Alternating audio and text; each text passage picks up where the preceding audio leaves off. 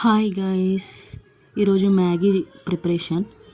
ముందుగా ఒక కడాయి తీసుకొని దాంట్లో వాటర్ పోసుకోవాలి అండ్ ఉప్పు, ఆయిల్ వేసుకోవాలి. వేసుకున్న తర్వాత ఒక 3 మ్యాగీస్ వరకు ఇందులో వేసుకోవాలి.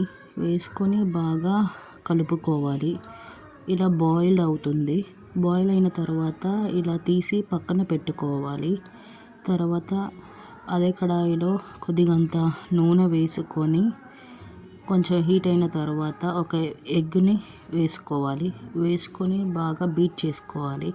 బీట్ చేసుకున్న తర్వాత ఉల్లిపాయలు, టమాటాలు, క్యారెట్, పచ్చిమిర్చి వేసుకొని బాగా కలుపుకోవాలి.